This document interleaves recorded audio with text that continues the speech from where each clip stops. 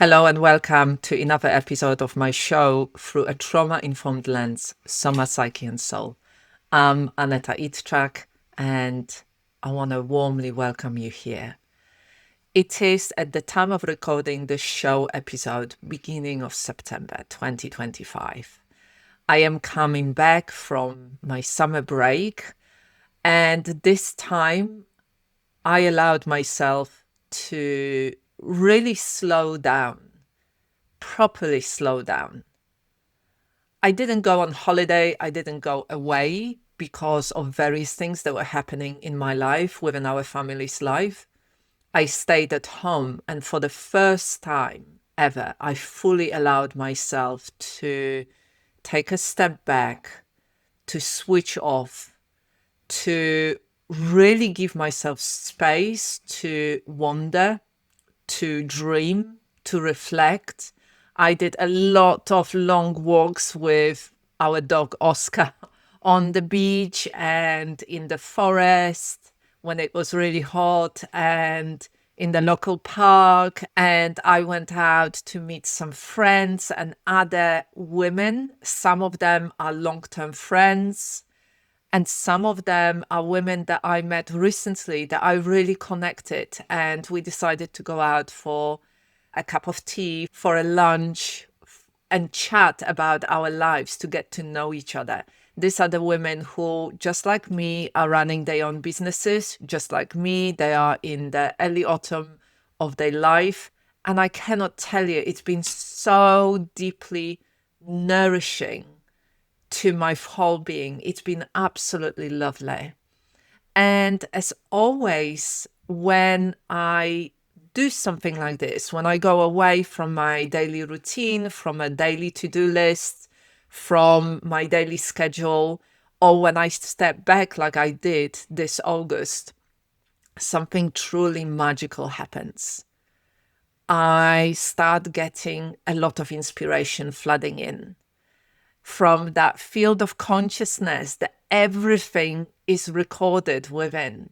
There are ideas, there are sparks of inspiration, there are little threads that I called energetic breadcrumbs that are taking me into a different space, different way of seeing things. And that happens not because it's magic, but because I shift into a different state of being.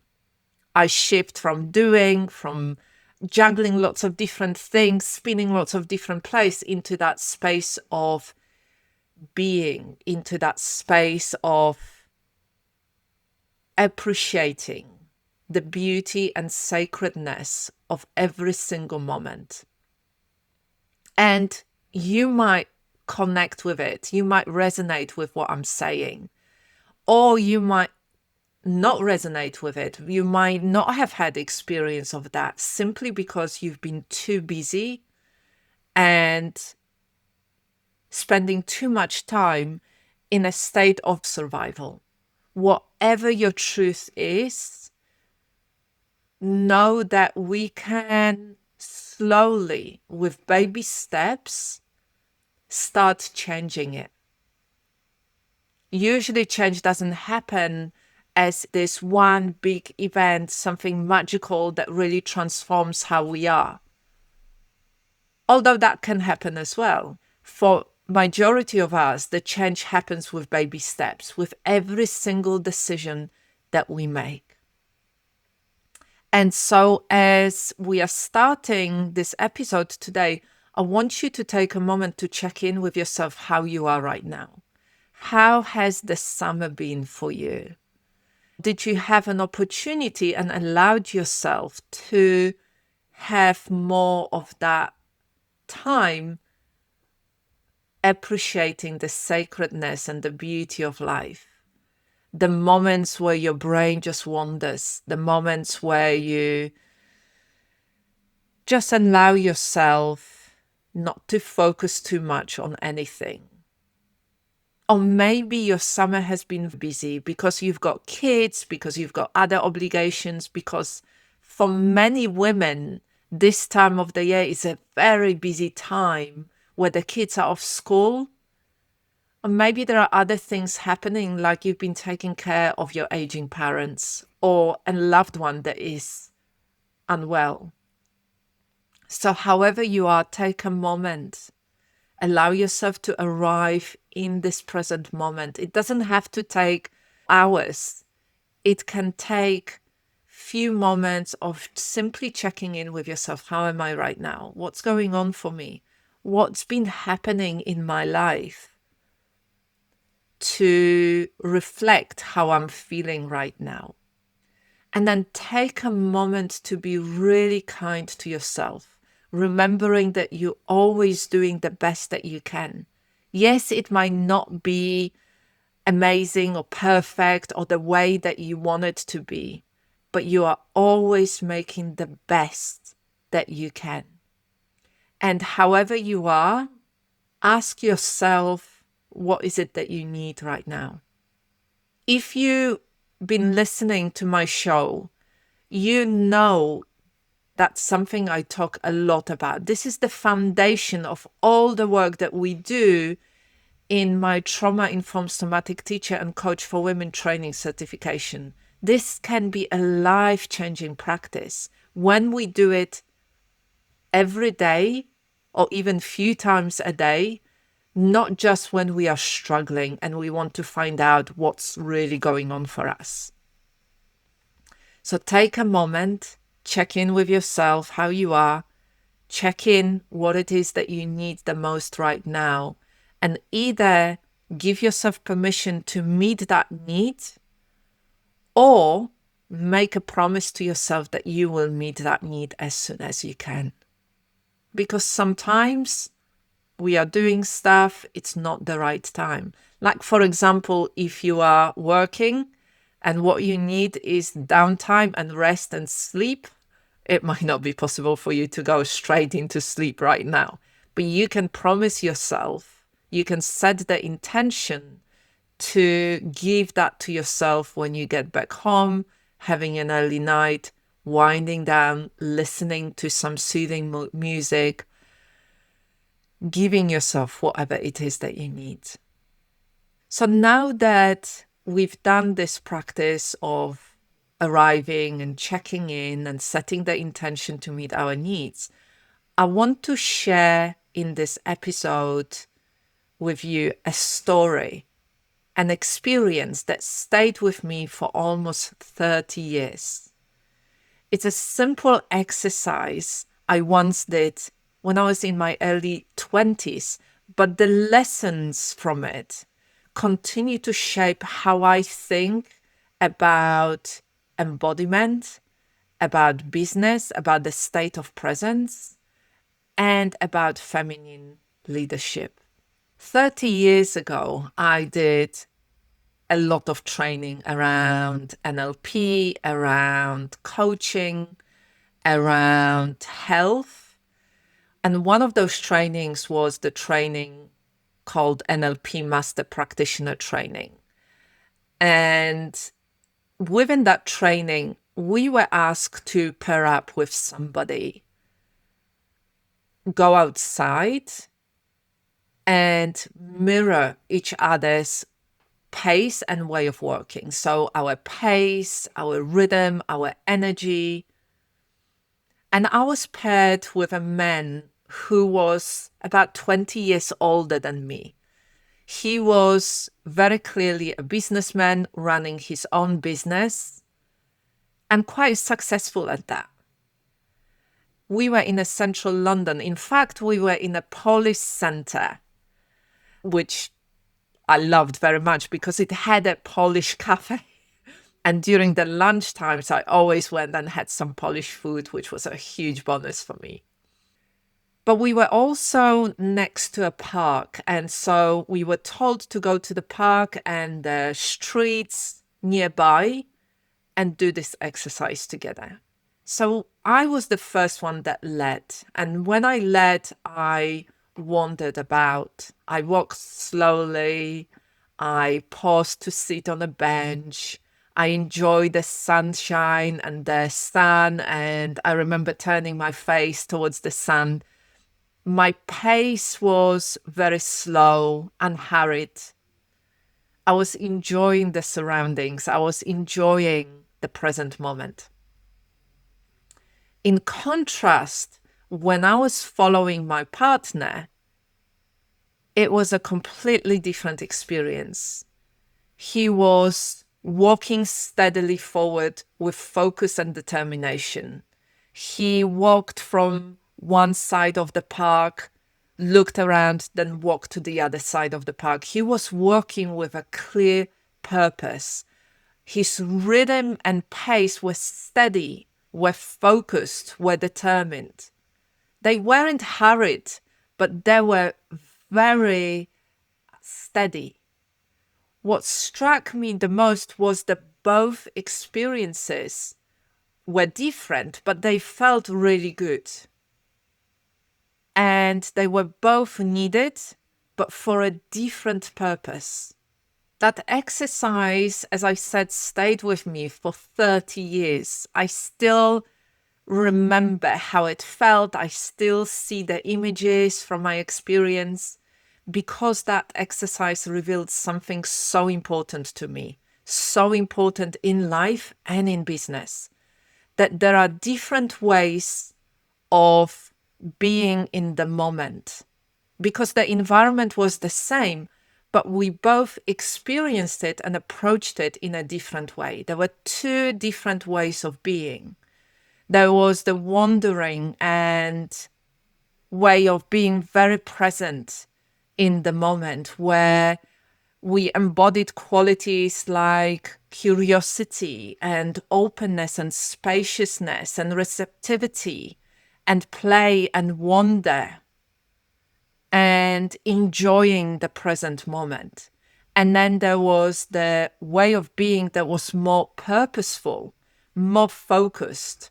And we were embodying qualities like clarity and direction and determination and steadiness and moving forward and knowing the place that we were going.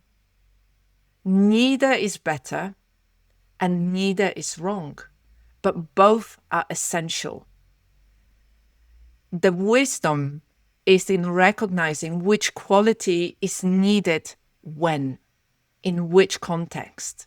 If you are building a business or learning new skills, you need the more focused and purposeful way of moving forward, because that will serve you the best.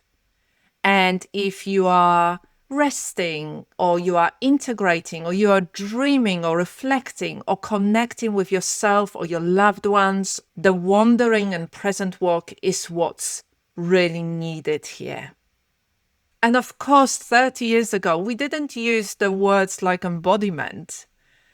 Those words were not as popular as they are now. An embodiment simply means bringing fully certain qualities within our bodies. And that is through our posture, through our breath, through the pace and the rhythm, through the nervous system state, through our physiology. So the real question here is, what do you need to embody in this moment? What kind of embodiment would serve you and support you in the best possible way, within the context of the situation, within the context of what you are doing, and within the context of what's needed most? Some of the questions that might be useful might be, do I need to embody more presence, curiosity, openness, spaciousness? Or do I need to embody more of a sense of focus, determination, commitment? I'm not talking about hustle or striving here. I'm talking about just being focused on what you're doing, not scrolling through social media, not following shiny objects, not doing 1,000 things at the same time and multitasking. Another question might be, do I need to embody more curiosity, Do I need to embody more stability and holding? Do I need to embody more focus and commitment? Do I need to embody more flow and allowing things to unfold softly? These are the different qualities that we can embody that can truly serve the moment and the context of what we are doing. This is the approach that can really help us to notice what's happening within our nervous system and shift into a different way of being that impacts our physiology, that impacts our behaviors, the choices and actions that we are taking, that impacts the quality of our relationships.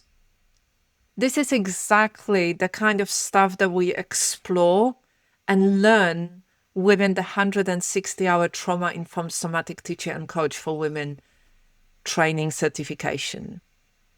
We learn how to understand the nervous system and the nervous system states and how it impacts our physiology, how it impacts the way that we see ourselves, the way that we can read somebody else's presentation, whether it's a loved one, whether it's person that we meet on the street or in the shop, or whether it is our client. To really understand it in practical ways is absolutely amazing. We also learn and practice how to embody grounded presence, steady, consistent, curious, compassionate way of being, and how to be curious with others. That relational space within which our state of being acts as a co-regulation space for another. We also learn and practice how to embody clarity and direction and commitment when structuring and growing your own practice. And we also learn and practice how to soften into the flow, into curiosity and presence when holding space for healing and transformation, to act as a teacher, as a guide, and as a coach for another. Because this training certification is about weaving presence and purpose. It is about softness and strength. It is about presence and power. It is about acknowledging the beauty and sacredness of life and clear direction through the Soma, Psyche, and Soul, and within the context of life itself. So today I want to leave you with a few gentle questions for you to reflect on and play with.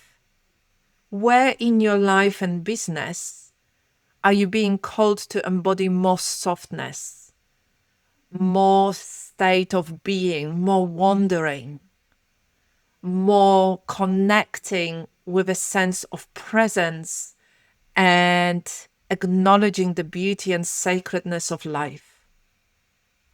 And where are you being called to embody more focus and direction, more clarity and choice about your next steps, more moving forward in an aligned way?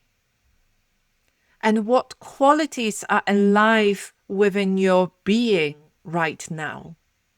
Are they the qualities that you need within the context of what you are doing? Or maybe something needs to change, something needs to shift.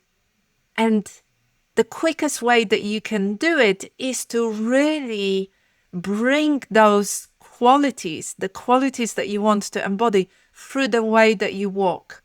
So next time you go for a walk, whether it is with your dog or your friend or your child, or whether you even go do some shopping, change the way that you walk and walk with the qualities that you want to embody.